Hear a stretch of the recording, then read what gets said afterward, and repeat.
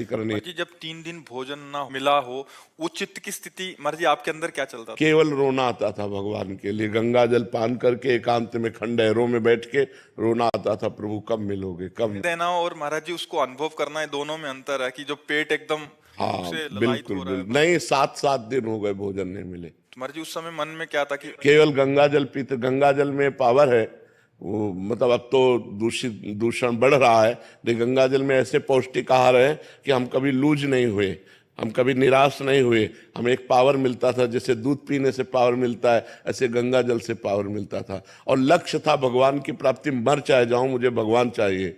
तो उस जिद के कारण सब सह गए, भगवान सब सहते रहे, वैसी क्षमता भी भगवान देते हैं, हमारा मन उत्साहित महाराज जी रहे। आपके मन में कभी आया नहीं कि हमारा भी एक जगह कुटिया हो, भोजन मिल जाए ऐसे? कभी हमारे मन में ऐसा नहीं आया। ये वृंदावन में व्यवस्था भगवान ने जब कर दी कि अब अखंड वृंदावन वास करना है, जब हमारी किडनी खराब हुई, ये परमात्मा की करी, इन रूपों में परमात्मा ही तो प्यार कर रहा है। अगर हमने परमात्मा को जीवन दिया तो परमात्मा लाखों रूपों में हमें प्यार करता है। तो हमें प्रतिकूलता तभी अनुभव में आएगी जब हमारा हृदय भगवान से विमुख होगा। अगर भगवान के सन्मुख हो तो हर बात कृपा नजर आएगी, कि भगवान की कृपा ही इसमें है। महाराज जी आज अनुकूलता तो आज आप कैसे देखते हैं महाराज जी, अगर बाहरी अनुकूलता? हमारी दृष्टि में इसका कोई महत्व नहीं है। आज भी मैं अकेला ही हूं, जैसे घर से निकले थे वैसे आज भी है, हमारे पास कुछ नहीं है। ये सब श्री जी का वैभव है, श्री जी का खेल है। हम जैसे पहले थे वैसे आज भी हम वैसे ही रह रहे और वैसे ही अपने को मान रहे। लाखों लोग जुड़े हुए हैं, श्री जी से जुड़े हुए हैं, हमसे थोड़ी जुड़े हुए। अभी हम पैंट शर्ट पहन ले, कोई हमसे राधे श्याम कहेगा क्या? तो श्री जी का ही तो वेश है, श्री जी की शरण में है, तो वही सब श्री जी का खेल है, हमारा थोड़ी कोई खेल है। सब सुधार जो मंगलमय हो रहा वो सब भगवान की तरफ से हो रहा, सब प्रभु की तरफ से हो रहा है।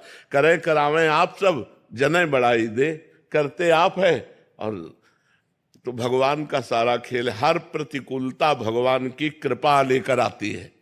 ये बात तभी समझ में आएगी जब भजन करोगे। नहीं, विपत्ति दुख और प्रतिकूलता से डर लगता है, नहीं लगता कि भजन करूं कभी प्रतिकूलता न मिले, कभी दुख न मिले, कभी विपत्ति न मिले।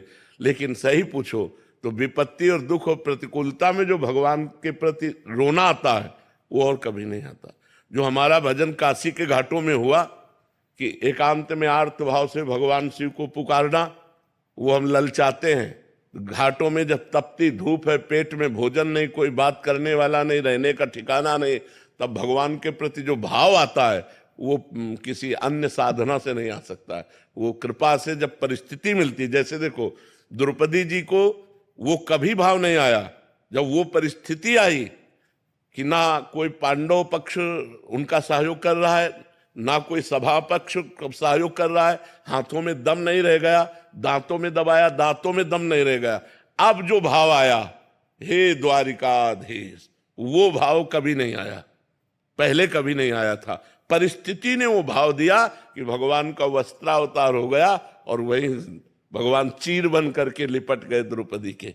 तो ये जो परिस्थिति आती है, विपत्ति दुख प्रतिकूलता, ये भगवान की कृपा का अनुभव कराने आती है। हम लोग डर जाते हैं उससे, जबकि वो कृपा होती है, हमारे पापों का नाश करके हमारे हृदय को अद्भुत आनंद प्रदान करने वाली बन जाती है। जी दीपा गरोवर जी। राधे